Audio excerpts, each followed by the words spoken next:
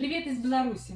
Пытаюсь поймать солнце, чтобы снять видео, чтобы не было очень темно. Сегодня у нас такой солнечный, немножко морозный день, а вообще у нас еще снега не было. Уже вот 3 января, а на улице тепло, зеленеет трава. Ну, в общем, очень необычная зима для нашего климата.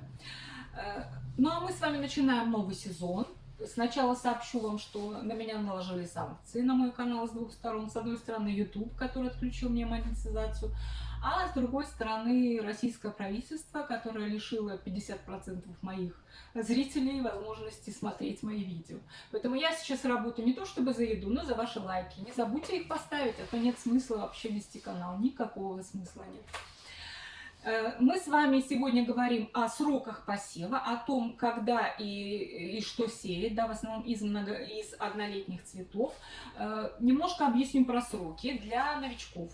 Сроки эти привязаны к моим продажам, а они начинаются в начале мая, примерно активно с 10-го. То есть это сроки, чтобы растения уже цвели к началу мая или к 10 мая или к середине мая, уже чтобы цвели.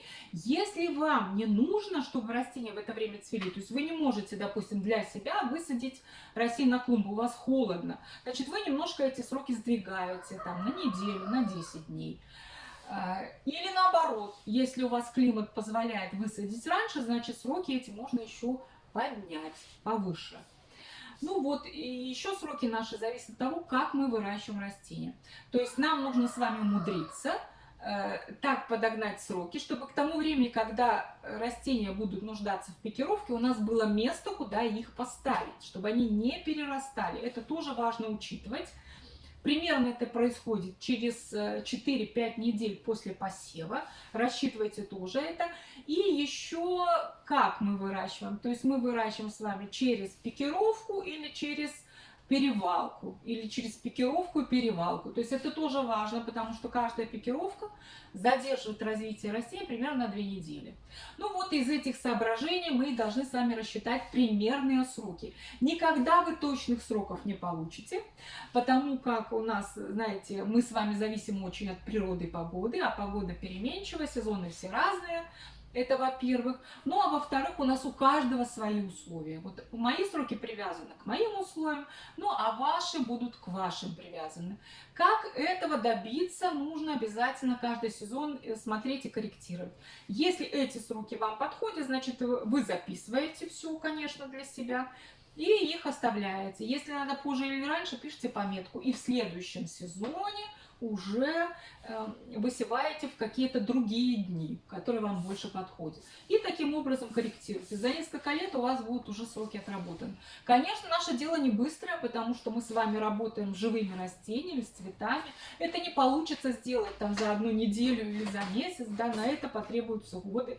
Но наше дело такое, оно, да, такое длинное, поэтому жить надо долго, несмотря ни на что.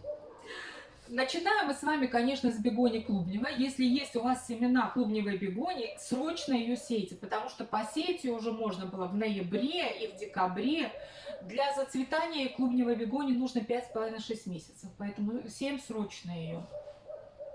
Далее у нас бегония, далее у нас остеосперм. Вот сегодня 3 января. Вот я буду или сегодня, или завтра сеять. Кроме того, я сею остеоспермум в кассеты, чтобы не пикировать, а потом была перевалка. Это тоже немножко экономит время. Остеоспермуму надо где-то 4,5 месяца до зацветания, поэтому сроки такие должны быть. Бегония вечно цветущая. Кажется, простое растение, но на самом деле она требует длительного выращивания. И мы ее сеем тоже в начале января. Я примерно где-то 5-го, 7-го, вот так всегда сею. Виола. Я сею крупноцветковую виолу, чтобы она тоже где-то к 1 числу мая уже цвела.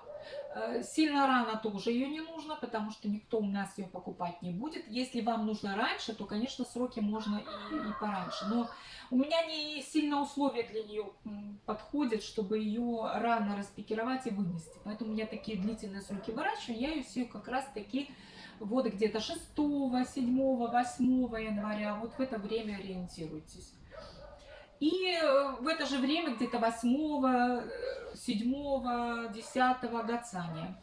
Гацанию можно посеять и попозже, но тоже гацания это цветок с длительным сроком выращивания, где-то 3,5 месяца точно ей надо, а то и больше для того, чтобы она зацвела. Я гацанию сею в 2 приема. Я сею ее 8, примерно 7-8, и через недельку примерно 15 сею. То есть у меня там партия и тут партия. И они примерно в одно время зацветают. Поэтому в эти вот сроки гацанию надо обязательно посеять тоже. Ампельная петуния. Ну, насчет ампельной петунии тут важно, для чего вы ее сеете. Если она вам нужна для черенкования последующего, то ее нужно посеять как можно раньше, чтобы успеть снять ее черенки, чтобы она успела обрасти. С этой ампельной петунией, если вы посеете ее даже примерно в середине января, то вы тоже еще верхушечный черенок для себя снимете. Но в основном это посев для того, чтобы уже вырастить кашпо для себя. То есть вот 10, 16, вот серединка января это вот хорошее время для посева ампельной петунии. Она растет дольше, чем простая петуния, поэтому ее нужно посеять пораньше. Вербена. Вербену сею где-то в 20-х числах января, тоже где-то 22-го, 23-го, ну вот так примерно. В это же время, но попозже, через недельку, я сею лобелию, примерно где-то 27-го, 28-го. И это с пикировкой лобелия, у меня она успевает зацвести. И в это же время, примерно 28-го, 29-го, первая партия кустовой петунии. Это первая партия, еще раз повторяю, да, для первых продаж. Все остальные партии мы сдвигаем. Кто как. Кто через недельку, кто через 10 дней, кто через 2 недели. Да, уже сеется вторая партия, и потом, если нужно, третья партия. Некоторые сеют и 4, и 5 партий, ну кому сколько надо. Если вы сеете для себя, то для цветения вот в первой декаде мая, уже для того, чтобы ее высадить цветущую, можно ее посеять вот в самых последних числах января. Далее мы с вами поговорим про февраль.